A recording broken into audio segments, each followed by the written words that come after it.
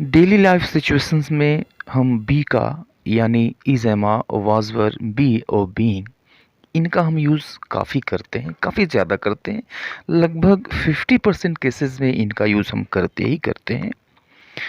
इस वीडियो में हम इस बी के यानी इज एमा और वाज वर जिसमें मैंने लिया है, इसके हम 6 स्ट्रक्चर्स देखेंगे, 6 तरह के यूजेस देखेंगे।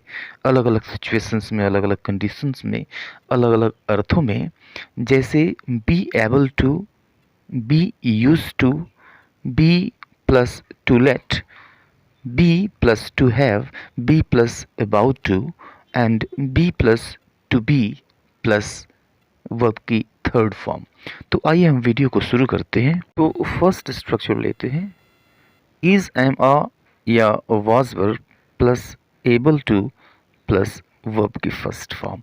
अब देखिए हिंदी में ये अर्थ देता है कर सकना या फिर करने के योग्य होना या फिर कर लेना। अब हम जैसे इसको कैन के सब्स्टिट्यूट के रूप में यूज़ करते हैं, यानी हम कोई काम कर लेते हैं, कोई काम कर सकते हैं, तो इस अर्थ में इस स्ट्रक्चर का यूज़ किया जाता है। जैसे he is able to do this work, he is able to do this work, यानी वह इस काम को करने के योग्य है, या फिर वह इस काम को कर लेगा, या फिर वह यह काम कर सकता है। तो यह कैपेबिलिटी बताई जाती है, मीन्स एबिलिटी बताई जाती है। इज़ एबल टू यानी करने के योग्य है, करने के लायक है। एक और सेंटेंस लीजिए, now the patient is able to walk by his own. Now the patient is able to walk by his own, यानी अब जो मरीज है वह खुद से चलने लायक है, खुद से चल लेने योग्य है, या फिर वह खुद से चल सकता है।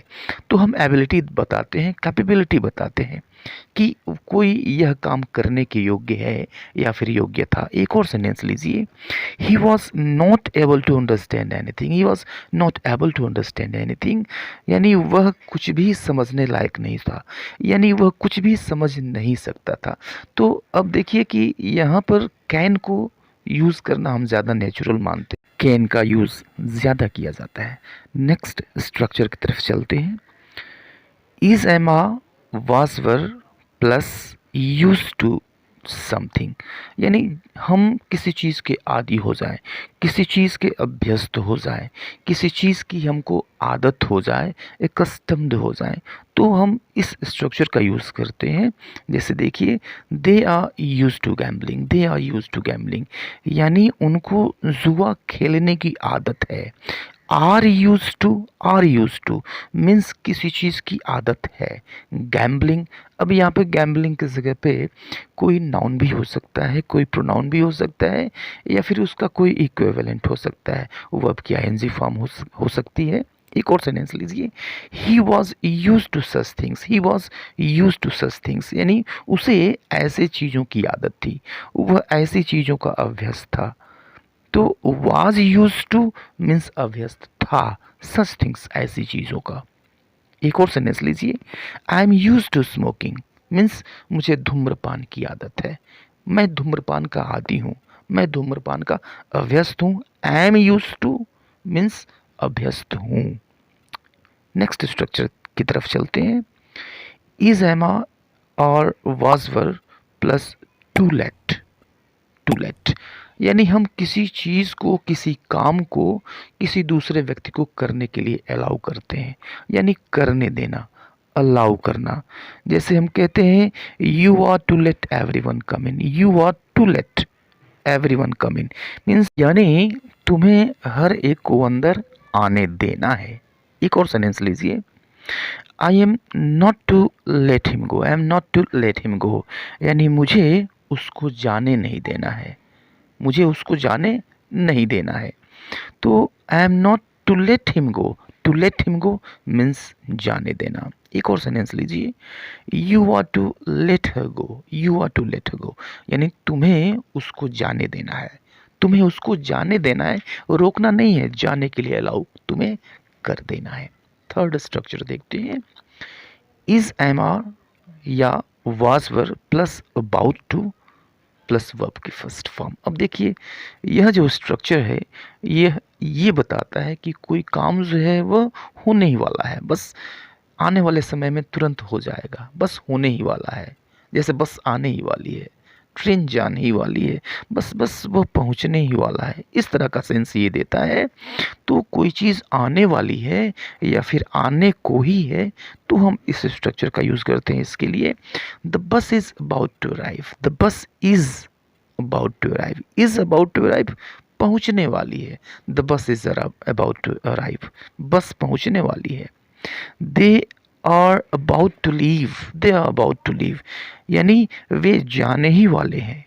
They are about to leave जाने ही वाले हैं। The programme was about to start, the programme was about to start यानी कार्यक्रम शुरू होने ही वाला था। कार्यक्रम शुरू होने को था, बस शुरू होने वाला था, समय नहीं लगने वाला था। कोई काम निकट भविष्य में होने ही वाला हो, तुरंत होने वाला हो। The programme was about to start, कार्यक्रम शुरू होने वाला था। नेक्स्ट स्ट्रक्चर है इज एमा और was were plus to be plus noun या फिर प्रोनाउन या फिर एडजेक्टिव या फिर एडवर्ब। अब ये देखिए ये अर्थ देता है होना है, रहना है, बने रहना है, रुकना है, मौजूद रहना है, उपस्थिति की बात हो रही है।